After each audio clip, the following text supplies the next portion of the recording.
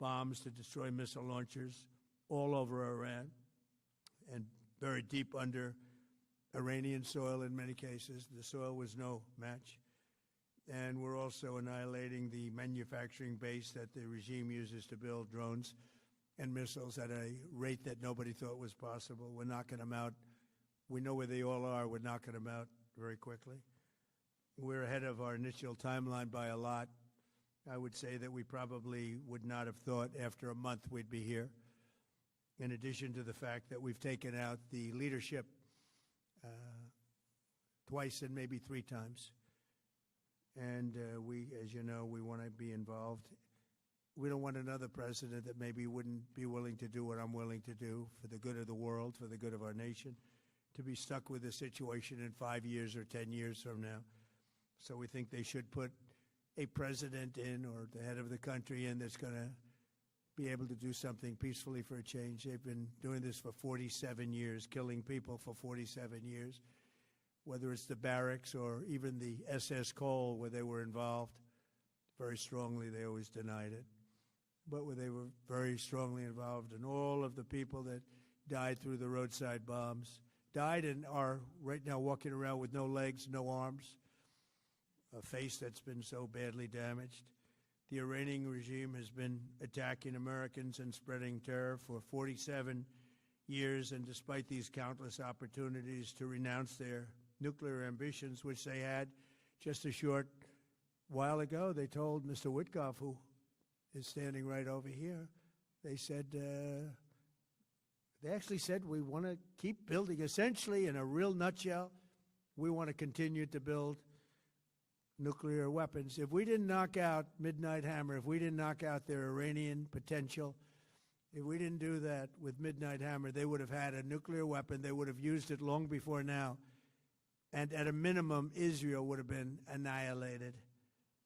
I was very lucky that we had the courage to do that, that we had the talented pilots and the great equipment. The B-2 bombers are unbelievable. We ordered 25 more, by the way. The newer, better version. We have the greatest military in the world. We have the greatest equipment in the world by far. You see that no matter where we go. You still need the people, though, to operate it and to use it. And those are the people that we cherish. Even after we obliterated their key nuclear sites in Operation Midnight Hammer, they never negotiated in good faith. They still continued to say, we want to build nuclear. We want enrichment at levels that were unacceptable. And they even turned down an offer for unlimited free nuclear fuel forever for civilian purposes. We had people offering them free nuclear fuel. They weren't interested in that because they wanted to build a nuclear weapon. So instead, the regime was trying to reconstitute its weapons program at a different site. They couldn't go back to where they were, the 3 sites that we obliterated, but they were starting work at another site, a different site, different kind of a site, and that was protected by granite. They wanted it protected. Granite's pretty good, but they wanted it protected by a lot deeper. They wanted to go a lot deeper, and they started the process while rapidly building conventional ballistic missiles. They were going to do it all at the same time. It threatened our overseas bases and soon could have reached even our homeland. The regime's intention was to use this exponentially growing ballistic missile threat to make it virtually impossible to prevent them from obtaining a nuclear weapon. So as you probably saw, they had a tremendous number of missiles, most of which are now being used or destroyed, and very unsuccessfully used because we have been able, for the most part, to shoot them all down. What incredible technology. The Patriots have been unbelievable, and other things. And the laser technology that we have now is incredible. It's coming out pretty soon. Where literally lasers will do the work of, at a lot less cost, do the work of what the Patriots are doing or what other things are doing. The situation was very quickly approaching the point of no return, and the United States found it intolerable, in my opinion, based on what Steve and Jared and Pete and others were telling me, Marco, so involved, that I thought that they were going to attack us. I thought they would, if we didn't do this, At the time we did it, I think they had in mind to attack us. And if you notice, they did something which was very foolish, very stupid, I would say. They attacked their neighbors. And their neighbors were largely neutral, or at least weren't going to be involved, and they got attacked. And it had the reverse effect. The neighbors came onto our side and started attacking them, and actually quite successfully. If you look at Saudi Arabia, you look at UAE, Qatar, and others. But they were strong and they were smart. But they got attacked. Nobody, when I first heard it, I said, no, somebody made a mistake. There was no mistake. UAE had over 1,000 missiles shot at it, knocked them almost all down. On the very first day I came down the escalator in 2015, I said, quote, I will stop Iran from getting nuclear weapons. And all I'm doing is keeping my promise. Think of that. That was in 2015. I said it. It was a threat then and a much bigger threat now, but no longer a threat, not for a long time anyway. We want to keep it that way. As we continue Operation Epic Fury, we're also focused on keeping energy and oil flowing to the world. And I will not allow a terrorist regime to hold the world hostage and attempt to stop the globe's oil supply. And if Iran does anything to do that, they'll get hit at a much, much harder level. I will take out those targets that were easy and that I mentioned just before. We'll take them out so quickly, they'll never be able to recover, ever.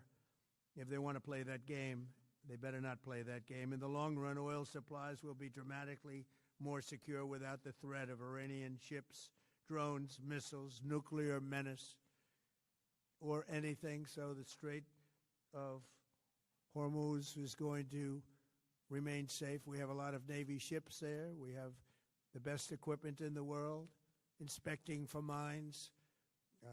Again, most of their ships are down at the bottom of the sea, but we will hit them so hard that it will not be possible for them or anybody else helping them to ever recover that section of the world if they do anything.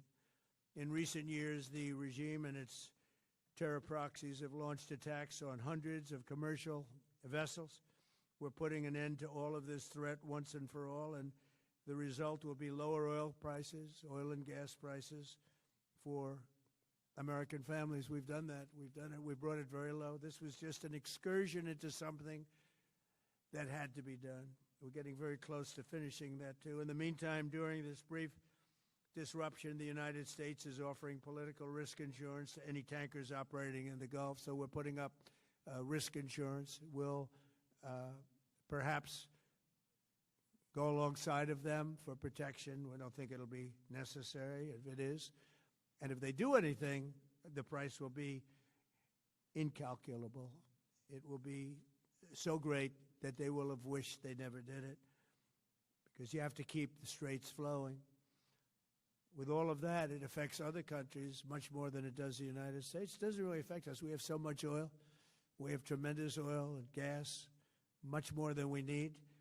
We have Venezuela now as our new partner, great partner. They've worked out so wonderful. We're working with the administration, the president, and it's a massive source of oil, gas, everything.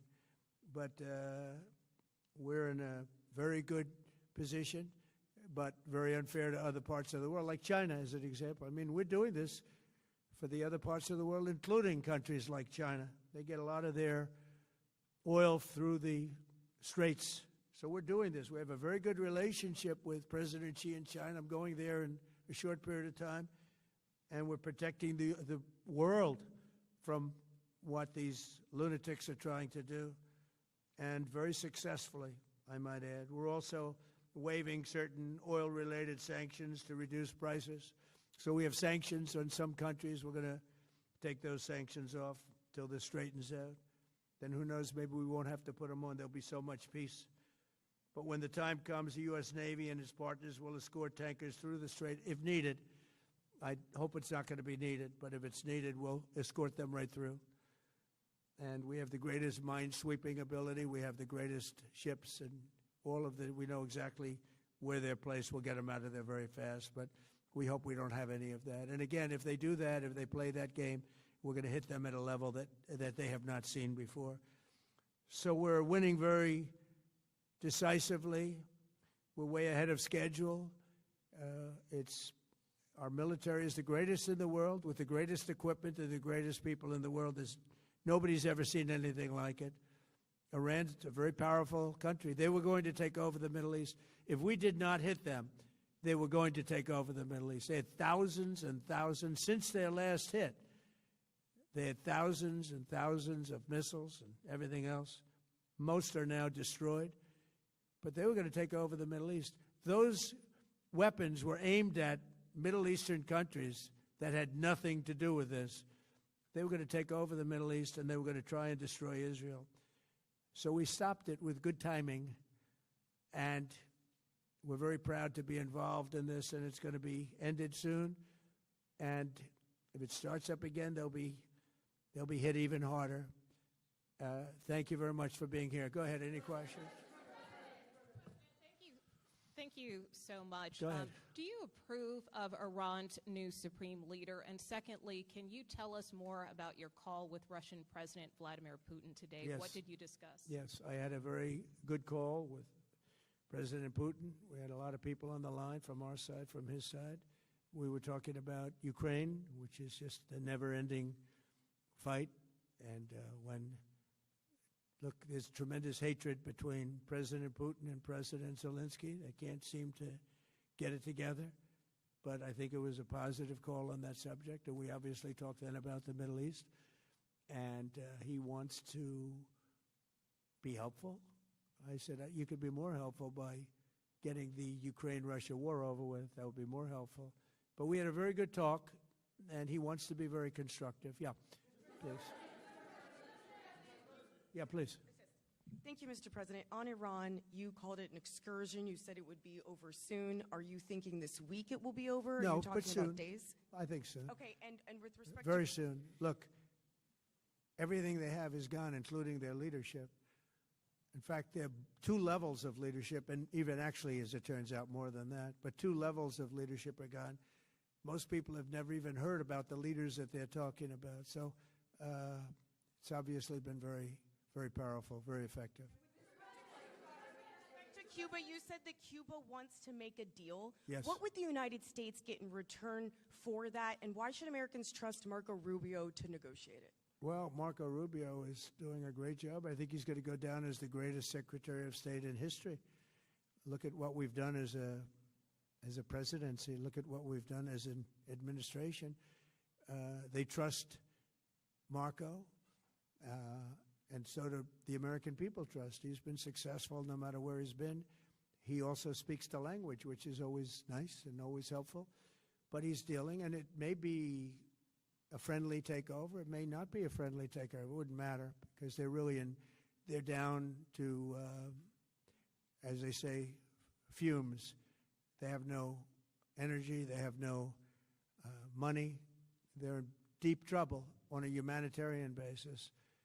And we don't want to see that, but they were very, very bad to a lot of people, as you know, and a lot of people living the Cuban-American vote, which I got at record levels. Very important. Those people are very important to me. I know what they went through. They went through hell.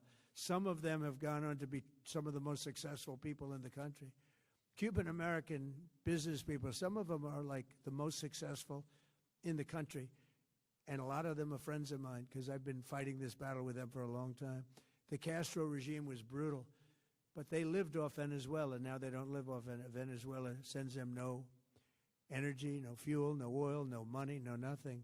They lived without Venezuela. They couldn't have made it. And we cut them off from everything else. So, yeah, they're going to make either a deal, or we'll do it just as easy anyway. Yeah. Please, go ahead.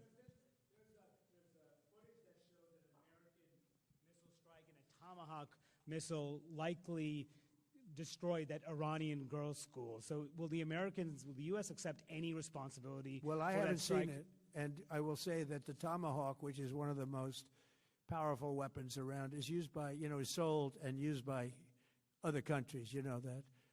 And whether it's Iran, who also has some Tomahawks, I wish they had more, But whether it's Iran or somebody else, the fact that a tomahawk is very generic. It's sold to other countries. But that's being investigated right now. Yeah, please. Thank you. Mr. President, you've said the war is, quote, very complete, but your defense secretary says this is just the beginning. So which is it, and how long should Americans be prepared Well, I think for you could this war say to it last both. for? The beginning, it's the beginning of building a new country, but they have no Navy, they have no Air Force, they have no anti-aircraft equipment. It's all been blown up. They have no radar, they have no telecommunications, and they have no leadership. It's all gone. So, you could look at that statement. We could call it a tremendous success right now as we leave here. I could call it, or we could go further, and we're going to go further. But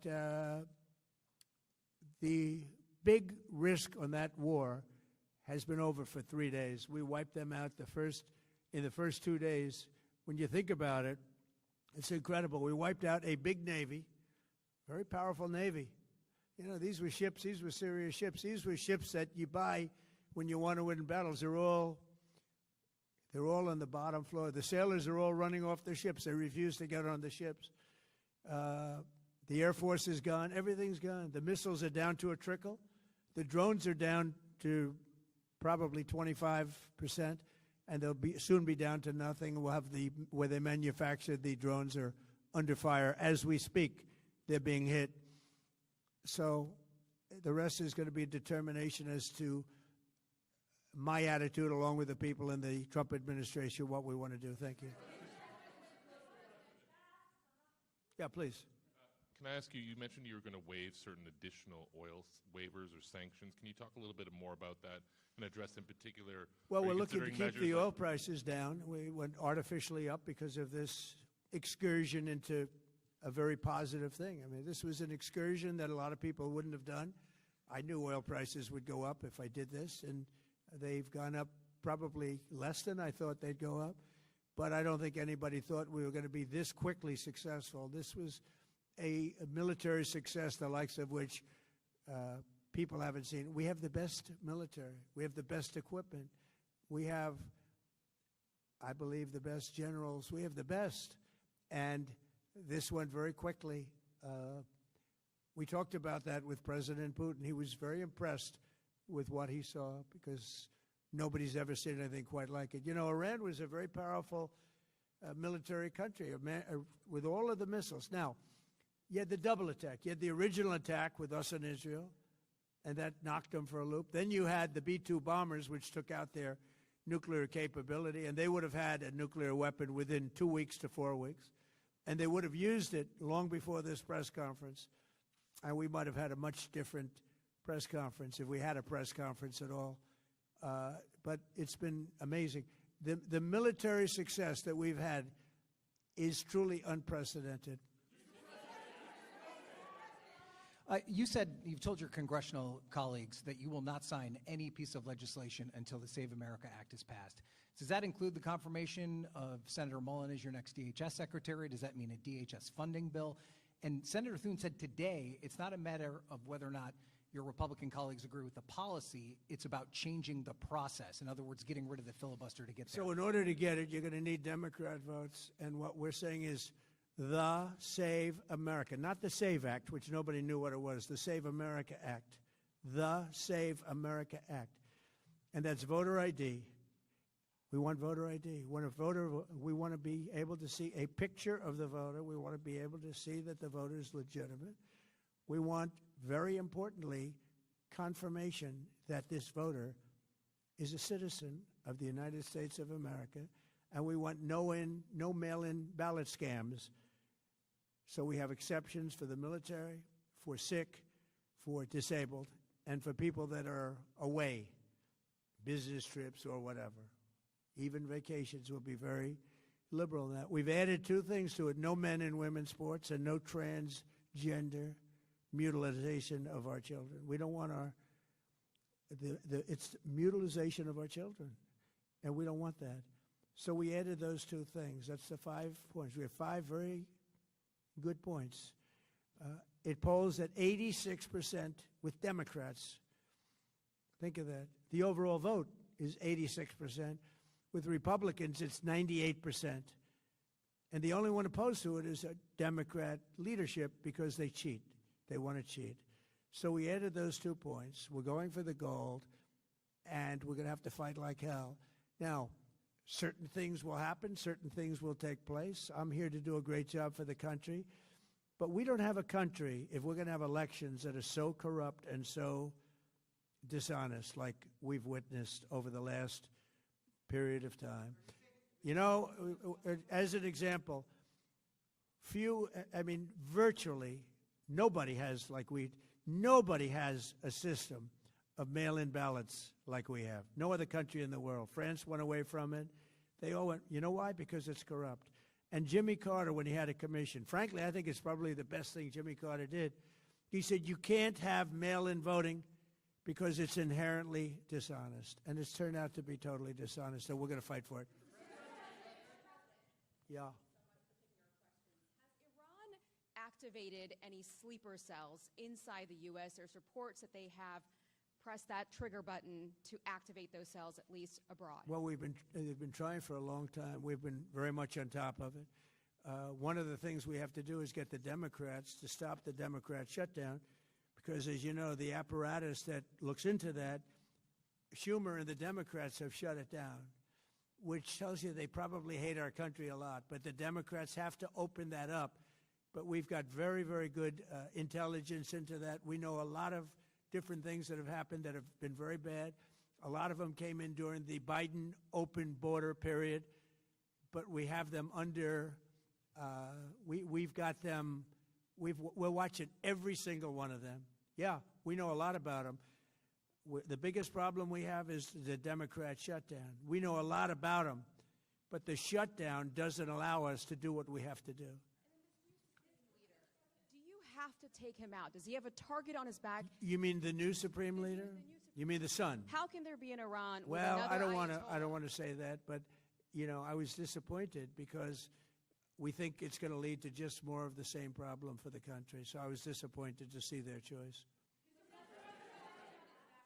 Thank you, sir. You've said you have someone in mind to be the new Iranian leadership, if not the Ayatollah's son.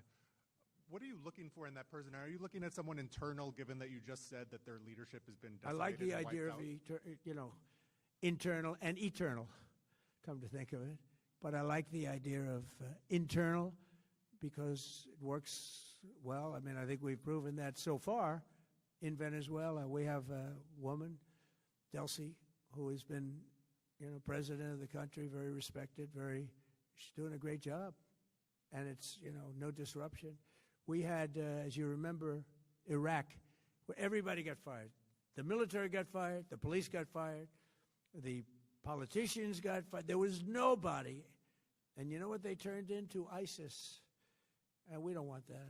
We don't want that. So I would like to see people that are inside go. Now, they talk about the son of the Shah. They talk about other people. But, hasn't been there in many, many years. We have a formula that's been very good so far, and I think it'll continue to be good. The relationship is extraordinary with Venezuela, smart country. We've taken out 100 million barrels of oil. It's right now in Houston being taken care of and made so beautiful. And you have to see this at work. They have, it's brought to the refineries. It's being refined in Houston, which is made exactly for that product. And so far, but it's 100 million barrels of oil, and now they have another 100 million barrels coming. And it's like a partnership. We're getting along so well with them. It's great for Venezuela, and it's great for the United States. Yeah, please go ahead. Mr. President, you just suggested that Iran somehow got its hands on a tomahawk and bombed its own elementary school on the first day of the war. But you're the only person in your government saying this. Even your defense secretary wouldn't say that when he was asked, standing over your shoulder on your plane on Saturday. Why are you the only person saying this? Because I just don't know enough about it. I think it's something that I was told is under investigation. But tomahawks are used by others, as you know. Numerous other nations have tomahawks. They buy them from us. But I will certainly, whatever the report shows, I'm willing to live with that report. Yeah, please. You said earlier that we've already won in many ways, but we haven't won enough. What do you consider enough? What's your baseline? Where they're for this not going to conflict? be starting the following day to develop a nuclear weapon, where they'll look at that man and some other people from the administration and say, all right, we're not going to do it. They were not willing to say that. And when Steve called up and he said that to me, I said, well, here we go. Let's do it the hard way. But the hard way, I think, is probably the easy way. When basically I can see that they will no longer have any capacity whatsoever for a very long period of time of developing weaponry that could be used against the United States, Israel, or any of our allies. We have great allies in the Middle East, great countries that are allies. And they were staying out of it until they got hit. Someday they'll have to do a story. Why did he do that? Why did they do that? But they were going to hit them. If I didn't hit them first, they were going to hit our allies first. I believe, upon information and belief, but I believe that he was going to, they were going to take over the Middle East. They were looking to take over the Middle East. Now, had Operation Midnight Hammer not taken place, that was definite, because they would have had a nuclear weapon within a matter of weeks. But that took place. That was a setback. But look at the number of missiles they were able to buy and make over the last 6 months. And those missiles were aimed at various countries. And when you look at over 1,000 missiles shot at like UAE, they were looking to take over the Middle East. We got there first. We're lucky. I'll tell you what, the Middle East and those countries, very rich countries, are very lucky that I was president instead of somebody else.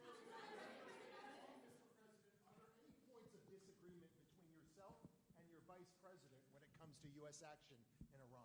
I don't think so, no. No, we get along very well on this. He was, I would say, philosophically a little bit different than me. I think he was maybe less enthusiastic about going, but he was quite enthusiastic. But I felt it was something we had to do. I didn't feel we had a choice. If we didn't do it, they would have done it to us. I felt, based on the negotiations that were being had by Steve Witkoff and Jared Kushner and Marco and Pete, and everybody was involved, I felt that they were looking to tap us along before they hit, and I thought they were going to hit. And if they hit us first, that would have been a very bad thing. In the back, please, in the back.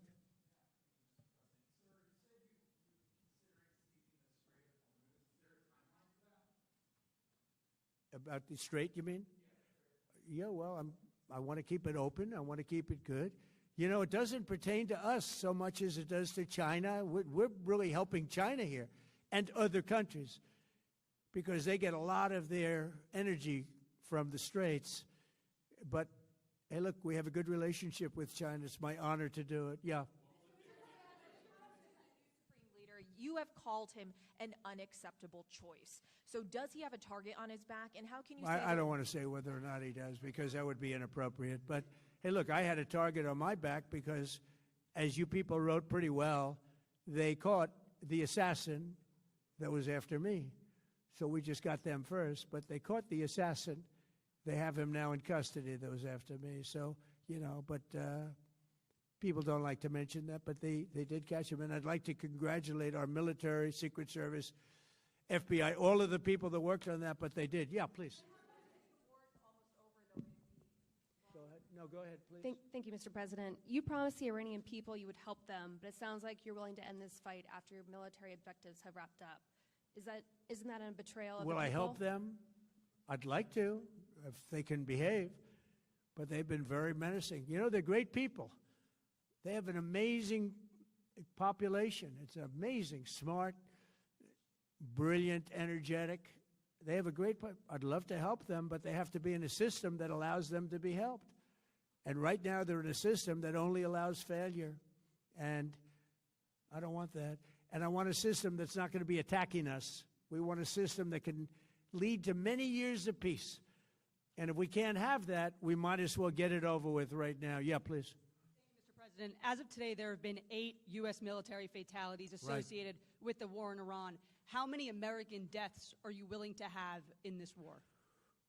Well, as I said before, when you have conflicts like this, you always have death. And I was at Dover yesterday. I met the parents, and they were unbelievable people. They were unbelievable people, but they all had one thing in common. They said to me one thing, every single one: finish the job, sir. Please finish the job. And I'll leave you at that. Thank you very much, everybody. Thank you.